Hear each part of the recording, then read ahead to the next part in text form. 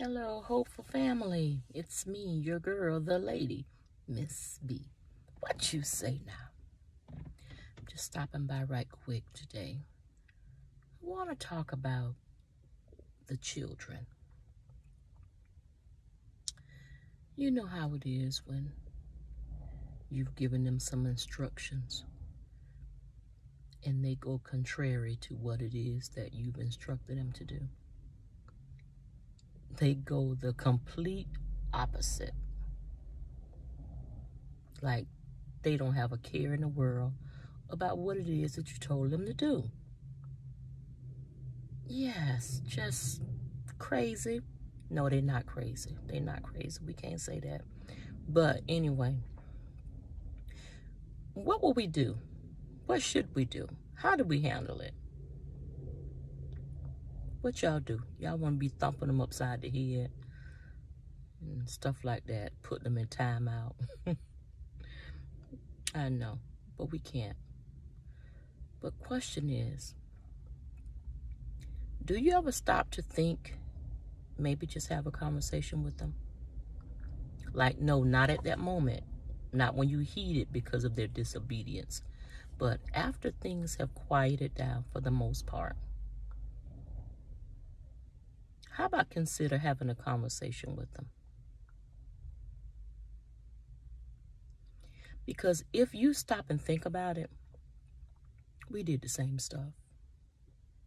We did. Our parents gave us some instructions to do something, and we did the complete opposite. Or we didn't do it like they told us to do, or when they told us to have it done. We didn't. Well, let's see. For the most part, most of us didn't. I know I didn't.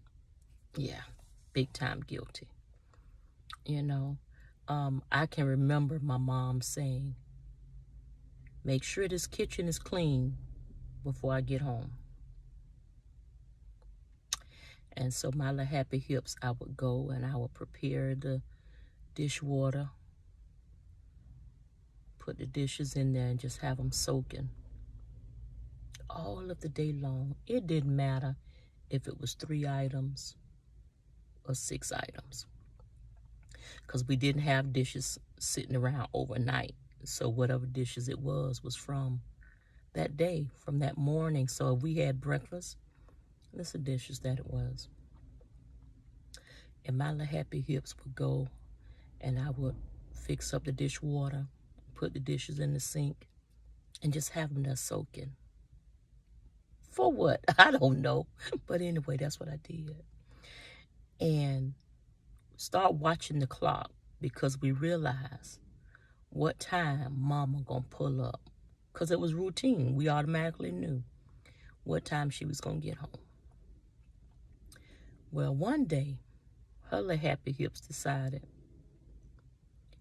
she was gonna come home a little early. Yeah.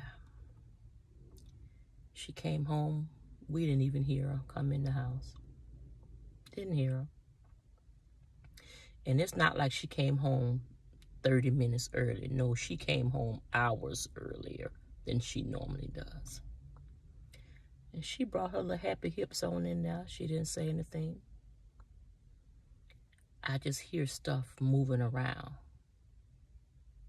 It's like, okay, somebody in the house. Go peep out the window, realize mama car outside. Now I got to find a way to get downstairs. And that ain't so cool to do.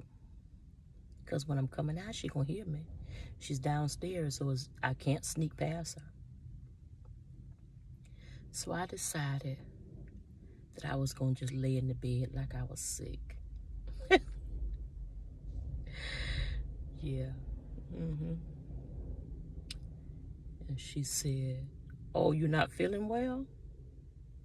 Okay then, good. She left me in the house. Everybody else got a chance to go out. She came home early to take us out. Who was stuck home? Yeah. She said, well, since you home, you sick, you got to stay in the bed so you can't go. Now, I had a choice to get up and go and try to pretend like everything was okay, because truly it was okay, or be dealt with, and you know what I mean. Yeah, because I hadn't had that kitchen clean like she instructed me to do. I had the dishes in the sink soaking. So my question is, how do you handle it whenever your children go against what it is that you instructed them to do? Have you found a easy way to handle the situation so that we're not traumatizing our children, traumatizing your children? Make sure that you're not bringing any drama to their life. What are some ways that you handle it? Does the timeout method work for you? What ways do you handle it? Well, guess what?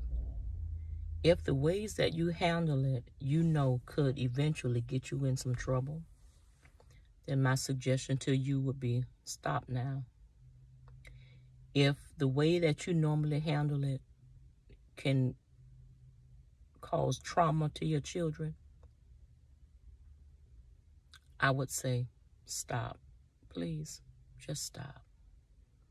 Our children have experienced more than enough trauma, and we're walking around here as if everything is okay because we've always thought that it was okay. I know I did. I just figured everything is good. We good. The children good. Life is good. We're good. We're going to go on forth with life and do what we can to make it better. But then when they start bringing things to your attention, you realize that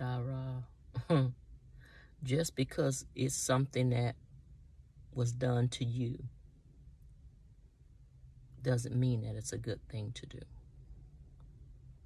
All right, so a whole lot of us, I'm sure, out there owe our children a big apology. I mean, a real sincere apology. Because we have, for the most part, just made a mess. Have them all confused. You know, we got to do better. But you can't do better unless you know better. Now that you know better, I expect you to do better. All right? Just remember, show them some grace because they need it. You know, at some point in life, grace was shown unto you. So show your kids some grace. Have some grace for them. All right? Don't be so quick to snap on them. Figure out what's really happening. Some of them are provoking us because they're in search of something. And because we don't have the wherewithal to understand that right now our emotions is such a mess, we don't seem to realize that we are causing problems for our children because we are so emotionally unhealthy. Okay? So let's see if we can do something about getting ourselves together so that we can make the necessary corrections for our children to the best of our abilities. Now, if your children are adults now, you still can get to them and apologize. Okay?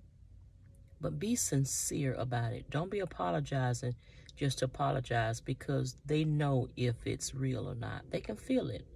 Anyone can feel it if you're being genuine or not. So please, find it within your heart. Do some soul searching, okay? So that you can help your children to live a better lifestyle, to live a healthier lifestyle, and so that they don't place so much trauma on their children like we may have placed upon them. Okay? And saying that we just raised them. We did the best we did because it's how we were brought up. Well, that's really not a reason. Not a good one. It's a reason. It's an excuse, but it's not a valid one. Okay? Because even until that, if you felt that it was wrong back then and you were a child, and yet and still you're doing it now to your children, then you're wrong as well. Okay? So let's work on that, okay? Let's focus more about the children. And we're going to focus having more conversations and dialogues about the children. All right? So you be encouraged. And remember, I'm here for you. Passing on some hope is what I do. And until the next time, I'll see you soon right here on this channel. Enjoying Talks with L&B. Be encouraged.